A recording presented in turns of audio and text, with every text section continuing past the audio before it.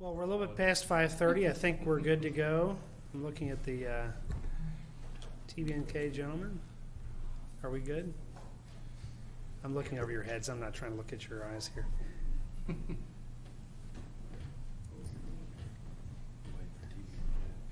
Do we think we're good? Hey, Spencer, can you knock on the window and see? Okay. Well, good evening, everybody. Welcome to the Kenton County Fiscal Court meeting for June 24th, 2025. Please stand for a pledge and invocation from Commissioner Sewell. Would you bow with me, please? Dear Heavenly Father, I thank you that you are not small, you're not a selfish God, but one who is bigger and more gracious than my comprehensions, the creator of the universe, who changes seasons and sets up governments and takes them down. The king after your own heart, King David, wrote, "Who is mankind that you are mindful of them?" Yet the prophet Jeremiah reminds us that you love us with an everlasting love, and you are faithful. Help us to think beyond ourselves and not to limit ourselves to our earthbound desires. Help us to desire what you desire and think as you think.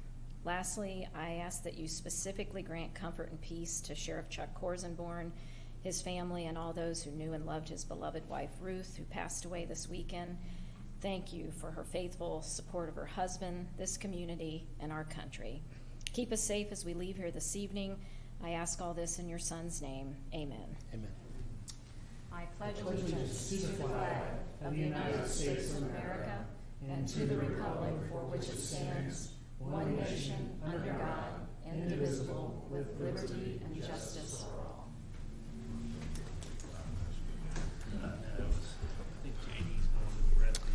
Okay, we are going to go right into our meeting. We have approval of our minutes from the June 10th meeting.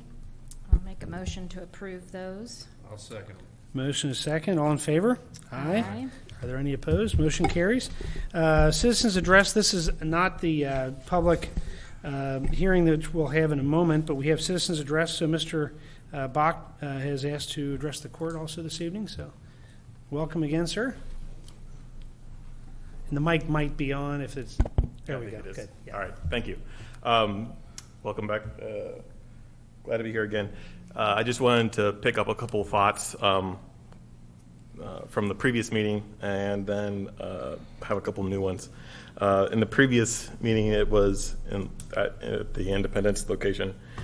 It was stated that we've heard about 200 people from Southern Kenton County. We want to hear from all of them. That is a bit of a obtuse lie. Because at least at the Pioneer location, there was the 300 head count of the fire marshal, and there were people being pushed. The big word you used, obtuse. What does that mean? Obtuse means in a bad faith statement, appearing to be complex. Stupid. That could be another term. A stupid person may do obtuse Let him things. go ahead and finish. But This is the guy who said that. Right? I know. Let's go ahead and Correct. let's go ahead and let I him don't, finish. want, I don't want you thinking I said that. No.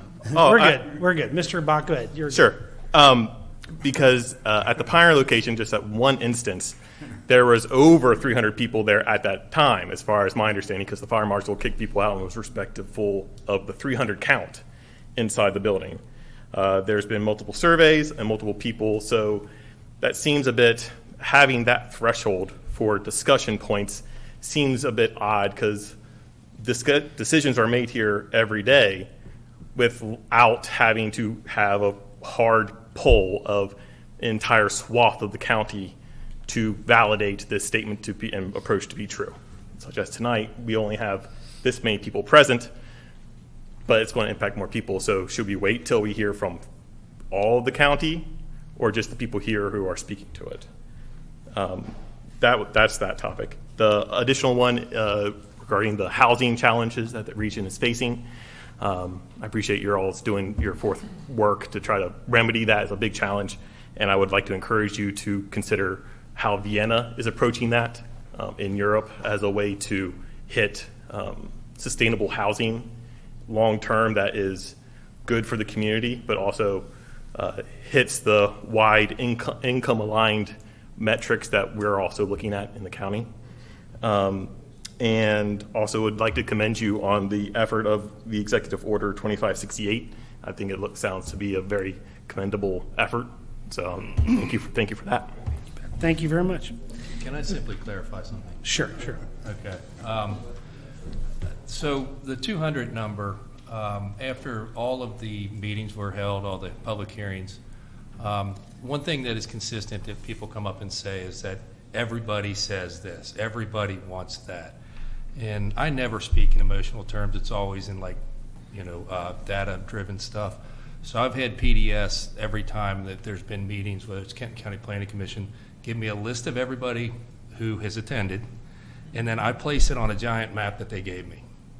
And I drive by the homes of the people who have been in the meetings. So I'm keeping pretty close track. That number might not have been exactly right, but it's not exactly wrong.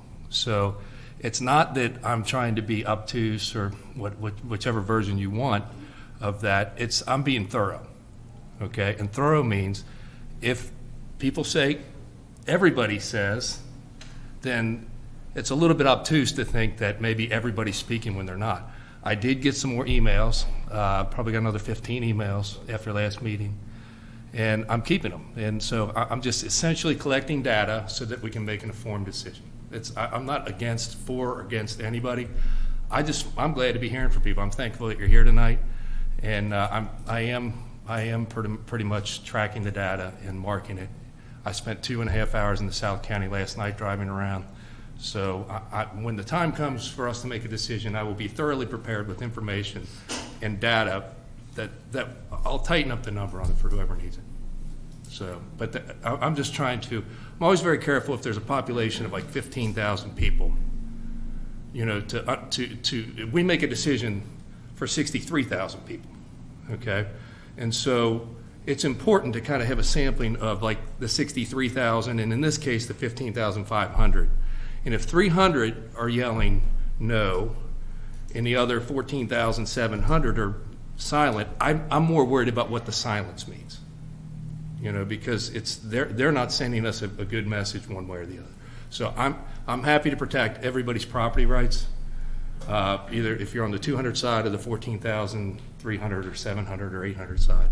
But I appreciate the comments. I hope people come here every day, every meeting, and state their opinions so we can make it a more informed decision when it comes time to raise our hands. Thank you, Commissioner.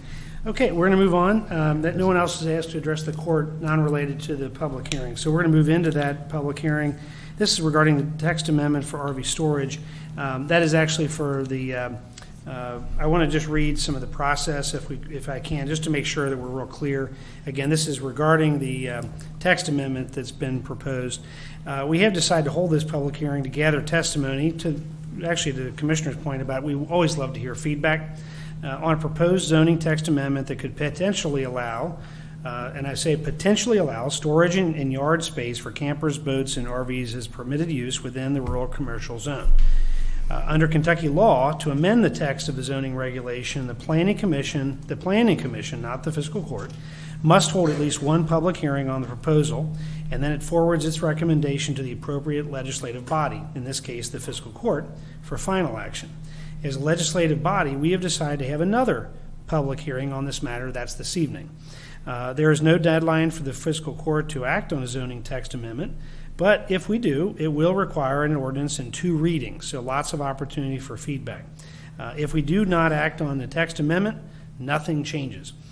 So also a public hearing on zoning text amendments is different from general public comments, as we just heard, at a regular Fiscal Court meeting, so please do listen carefully as we do. I want to explain tonight's process briefly and how you may participate. The process will be the Planning Commission, actually PDS, the Kenton County PDS, staff is present, and they will do an overview of the issue, providing some additional history and background. We're going to be efficient about it for those who are here, not for this evening. But public testimony then follows. We will ask first the person or the representative who initially approached the county with this request to provide their remarks as well. Then we'll hear from others who would like to provide testimony. And as this is a public hearing on zoning text amendment, we want you to note that comments must be directly related to the specific topic at hand, and comments not pertaining to the commercial storage for campers, boats, and RVs wouldn't be permitted. So we did have, we only had a few people sign in to speak, so I want to make sure, so far we've had Mr. Robbins and Mr. Gatlin. Is anyone else here who would like to speak on the text amendment issue? We want to make sure we did. So we have 2. Okay. So we want to make sure, we want to go ahead, and because we've got a limited number, I'm not going to be overly constrictive, but I would ask you to keep it to about 3 minutes or so. You've registered. Once the public hearing does begin, we ask for individuals who have not registered to speak will not be allowed to do so. That's why I'm asking one more time. If anyone else would like to address the court, please sign in. If you're registered to speak, we would ask you to indicate your name when called. And if, as you approach the lectern, we would ask you to state your name and address and your affiliation if you're with a group. And groups are encouraged to choose a spokesperson. I don't think that's an issue this evening. You do not need to repeat points already made.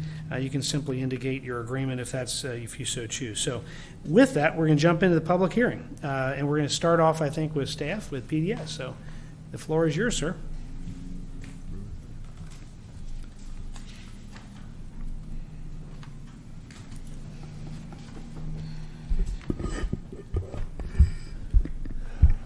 Raring to go.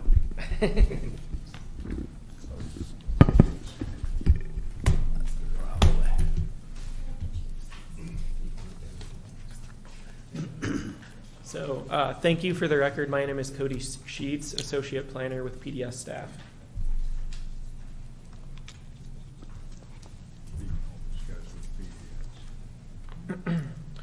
So a little bit of history. In December 2023, the Kenton County Planning Commission received a request from the Kenton County Fiscal Court for a proposed text amendment to include storage and yard space for campers, boats, and RVs as a permitted use within the RC or rural commercial zone in unincorporated Kenton County.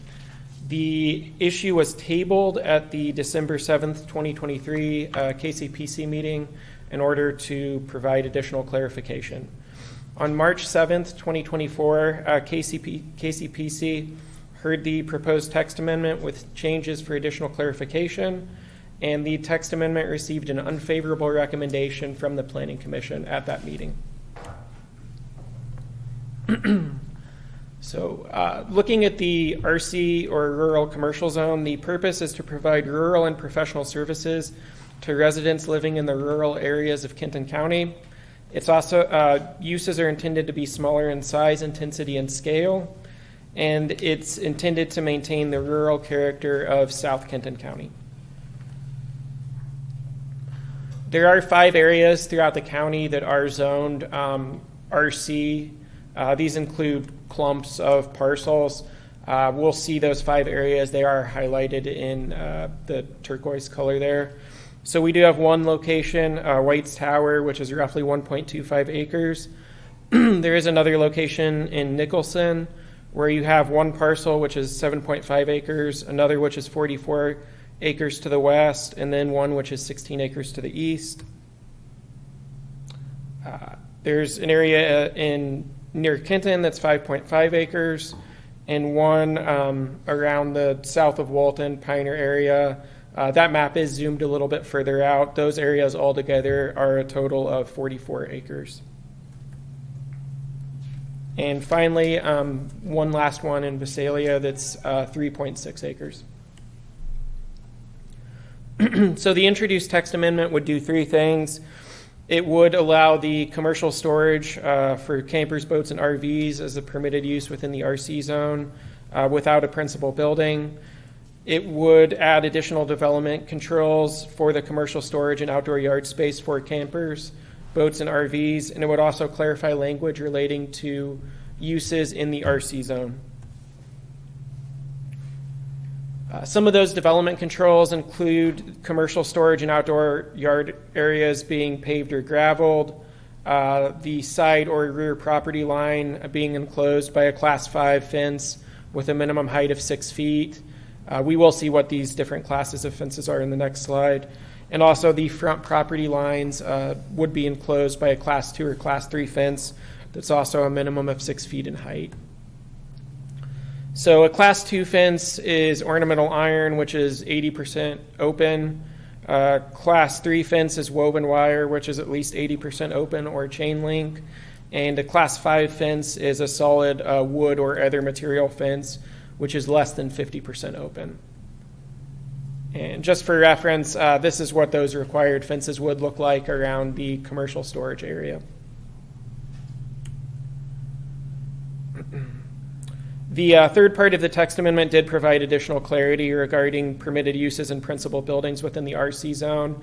At the first Planning Commission meeting, there were some questions regarding the zoning ordinance text, which were a little bit unclear, so this would help to further clarify those. Staff did give a favorable recommendation. The Planning Commission had an initial motion for a favorable recommendation, which failed by a vote of 7-8. There then was an unfavorable recommendation motion, which did pass. That was with a vote of 9-6.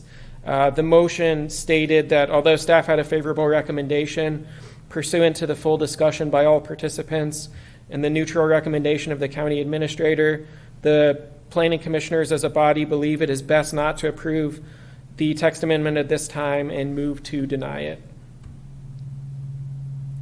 So some of the discussion that did take place at the Planning Commission meeting included discussion from the public as well as planning commissioners pointing out potential inconsistencies between the proposed use and the purpose of the rural commercial zone.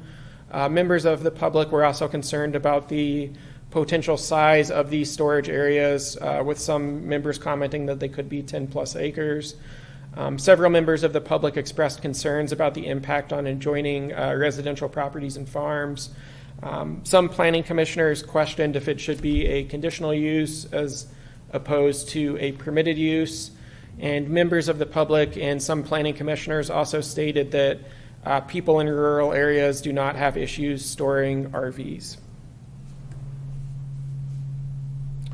So the next steps, as stated, the fiscal court can take no action. You could go against the Planning Commission's recommendation and adopt the text amendment as submitted, or you could make changes to the proposed text amendment and then choose whether to adopt or not.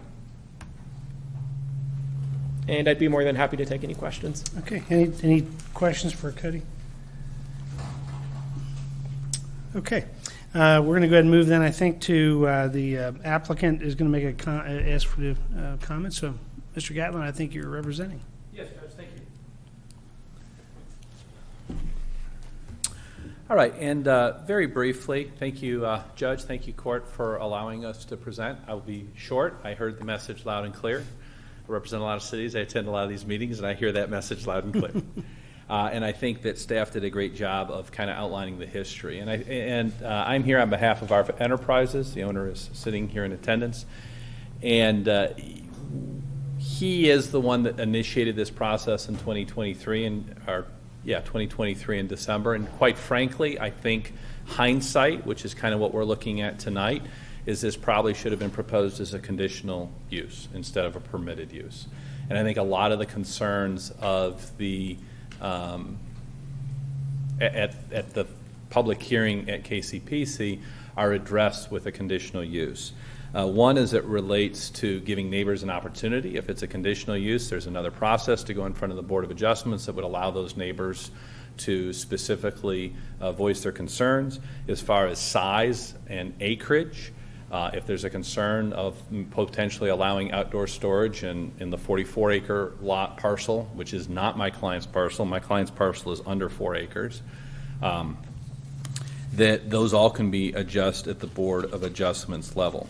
I do just want to put into the record, again, this is a county-wide, in the unincorporated areas of the county-wide text amendment proposal, but if I can approach, I would like to just pass out the specific property of at least the gentleman who's initiating this process.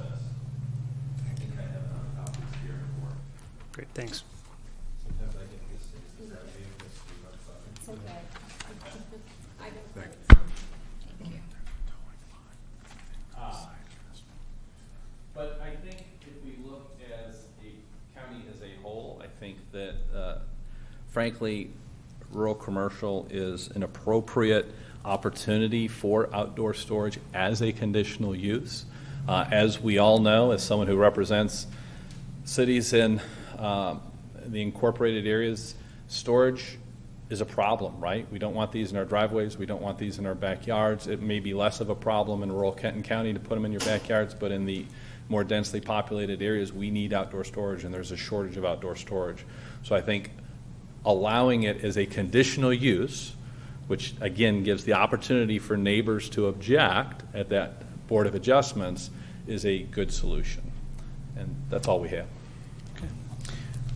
Great. Thank you very much. I think we have one other individual who would like to address the court. Mr. Robbins.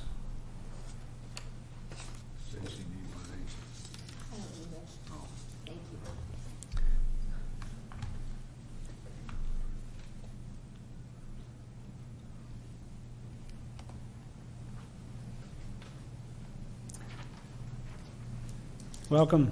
Well, I'm John Robbins, and since 1997, I've lived at 3519 Moffett Road. You can come past my house anytime.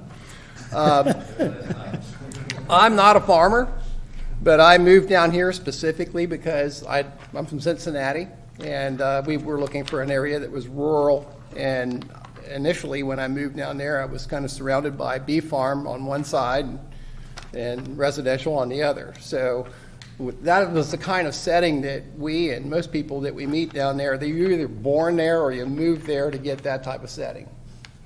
So I became a supporter and a participant with the South Kenton County Citizens Group when they started running those surveys. I didn't know anything about the group. And I've not ever been a participant with their zoning committee, and it's not a dues-paying group. So people come and go. Who's the leader today is different than who's the leader tomorrow. So I think that, you know, I don't feel like I'm speaking for the South Kenton Citizens Group, but they certainly know, the leaders of the group know that I'm here because two of our leaders are on vacation out of town. One person's laid up with sciatica.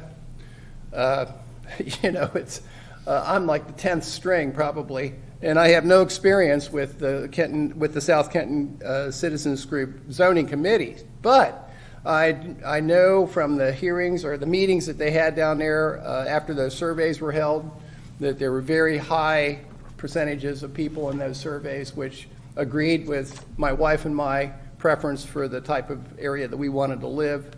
And so we know that like Kathy Donahoe, we were talking about her earlier, you know, she and others on that zoning committee worked really hard to get zoning, you know, for that area down there more secure so that the people would know that they wouldn't have to worry about the zoning being changed later.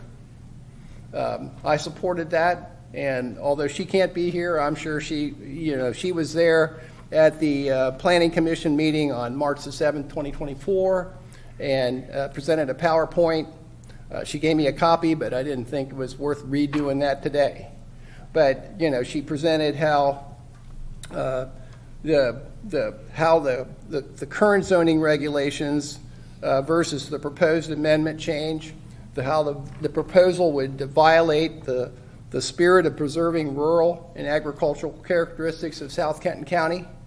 And after the debate, I mean, at that meeting, no one stood or spoke. No, I mean, that was a packed room, standing room only. Nobody stood and spoke to explain, except Mr. Schreiber explained, you know, that he was bringing the proposal, but nobody spoke. I mean, it was 2+ hours of comments from citizens in attending that over 2-hour meeting, and no one spoke about supporting it or why they needed it. And the people in South Kenton kept saying, well, just as was pointed out before, people in South Kenton, I mean, I could park an RV. I don't have an RV, but I could park a camper or an RV on my own land, no problem. There's no restrictions. I got plenty of space. So the presentation made by Kathleen Donahue and Jennifer Micah, who represented the South Kenton Citizens Group at that event, they presented a PowerPoint about how the proposed, they thought that the proposed amendment would violate the spirit of that preservation of rural and agricultural characteristics. And after the presentation, the commissioners debated among themselves as we sat there and listened. And some of the commissioners were in favor, some of them were against. and the vote wasn't unanimous, but it was voted down. So I rise today to show my support, and I know that the leaders who can't be here, who probably could speak better than me, that they would also show, restate their support for the March 2024 vote of the Kenton County Planning Commission on this amendment. And further, I was asked by one of the leaders who's out of town to bring this up. It says, does the proposed amendment comport with Kenton County Zoning Ordinance Section 10.21, which describes the rural commercial zone? Purpose, quote, the purpose of the RC zone is to provide retail and professional services to the local and neighborhood residents living in the rural areas of Kenton County. Rural businesses are intended to be smaller in size, intensity, and scale than the commercial uses found in other commercial zoning districts. So this presents a simple 4-point test. Is it retail? No, this is a parking lot rental business, more or less. There's no consumer goods that are sold. It's not a tax preparation service or a hair salon. Does it primarily serve the residents living in the rural area?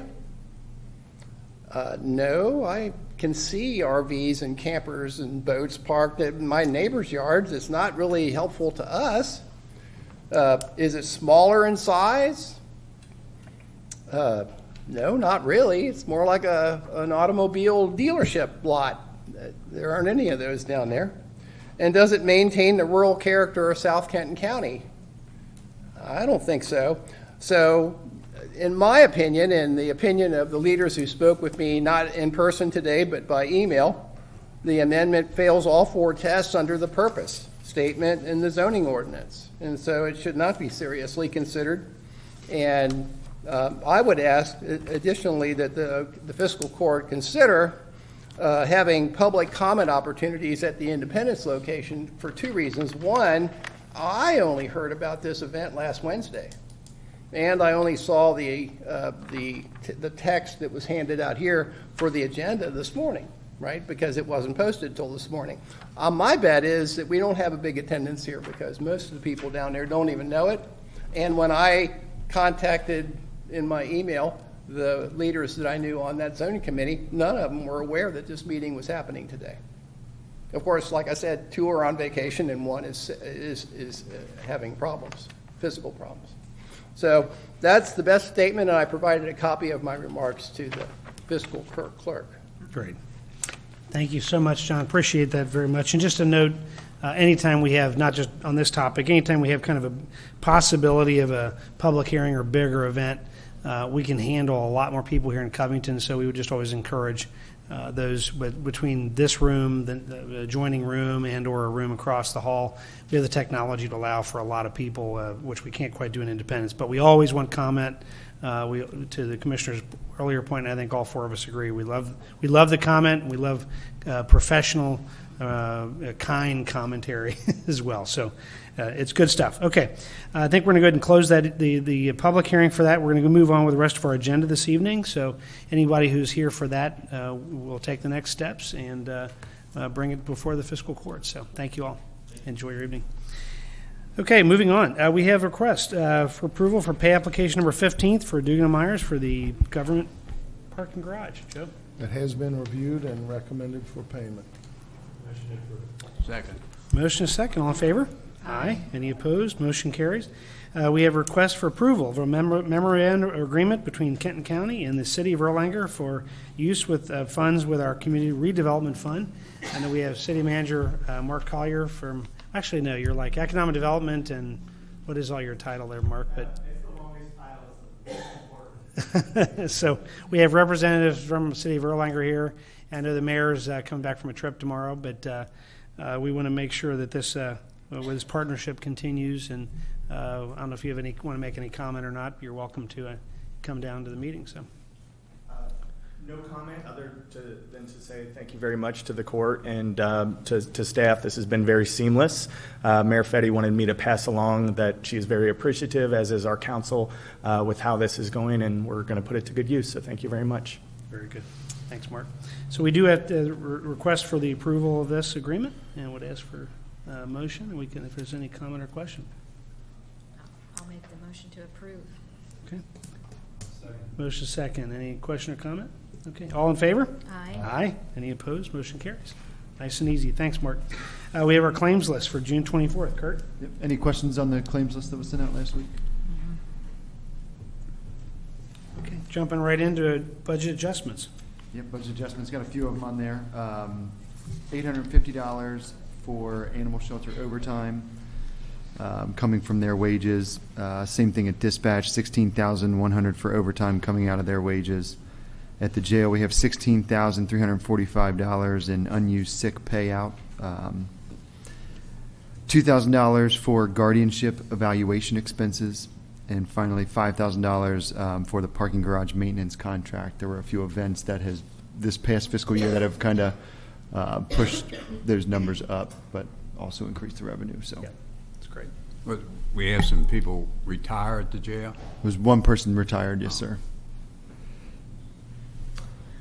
That's all I Any got. other questions or comments on this? No, I'll make a motion to approve. I'll second. Motion second. All in favor? Aye. Aye. Any opposed? Motion carries.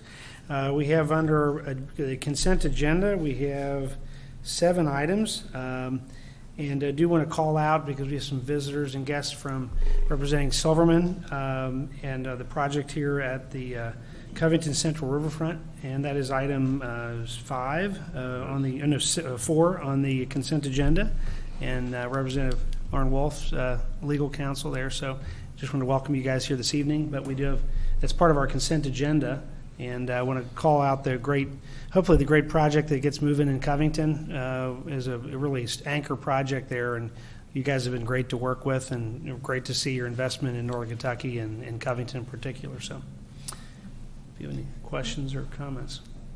No, just glad they can use our garage. Amen. All right. Do we have a motion? Go ahead, Joe. I'll make the motion. I'll second it. Motion is second. Any questions or comments? Okay, all in favor? Aye. Aye. Any opposed? Motion carries. That's how easy it is in Kenton County. So we're all good. Moving forward to 8, our executive order 25-68, approving the reorganization of the police department. This is again calling out impacting school resource officers, et cetera, and police navigators.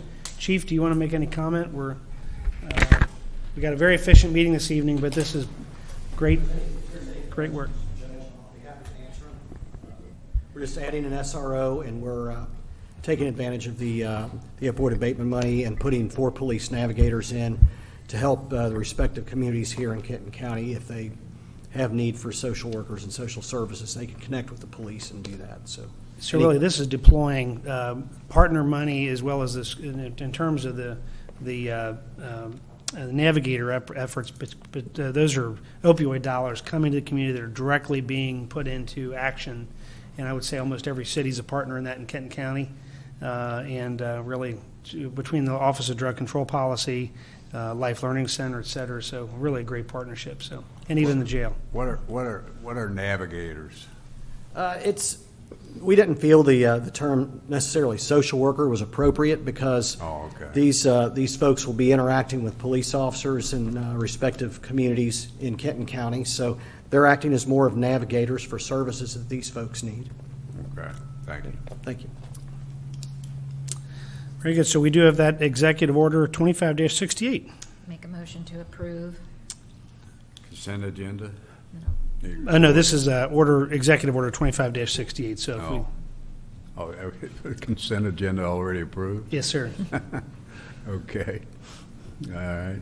So we just need a second on 25-68. Second? Okay, motion second. All in favor? Aye. Aye. Any opposed? Motion carries. In man. order 25-69, approving the resignation of Christina Runk as a public safety telecommunicator in emergency communications. Second. Motion is second. All in favor? Aye. Aye. Any opposed? Motion carries. We don't have need for executive session, but I will, while we have a moment, if there's any comment any commissioner would like to make this evening on reports or anything that we'd like to cover. Commissioner Sewell? I don't have anything, Judge. Thank Okay. you. Commissioner Drow? Commissioner Nienaber? Just quickly, along with Sheriff Corns-Labor, I'd like to kind of have everybody keep in mind Rob Himes from PDS has filed a passed away this past weekend. So if you don't mind True. keeping in your prayers as well. Rob Himes, who's from PDS, his father passed away this week. So Very good. And obviously, anybody who's here or watching our meetings, we do want public comment on all the things we decide, and we will never, keep that down. We will be out at the next meeting in Independence. We'll be back here at the end of July. We do have a tentative date that is a meeting that we'll have where we'll have some further discussion and presentation about our site readiness effort. So that meeting will be scheduled here because we have plenty of rooms for people to get to and see and hear. So if this is a notice of that meeting, I guess we could always, if weather or some other issue comes into play, having to delay it. But that is the tentative schedule for that meeting and presentation where we'll both answer questions that people have and have a presentation from really leaders who are able to talk about the whole effort of needs for our community and that effort of site readiness. So that's our next meeting. So what? 2 meetings I from didn't now. understand what, we're going to have another meeting on site readiness? Correct. That'd be in July, the last meeting in July back here in Covington. Yep, Okay. correct. Regular fiscal court meeting. It won't be a special. Yeah.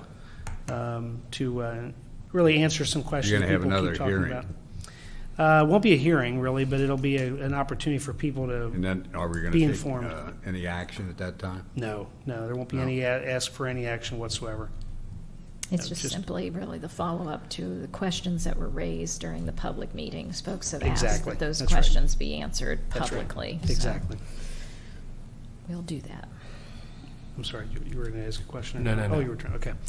Very good. So that's our meeting. I don't think we have any need for executive session. Okay, we just need a motion to adjourn. So moved. I'll second it. I'm in favor. Have a great night, everybody. Thanks. All right.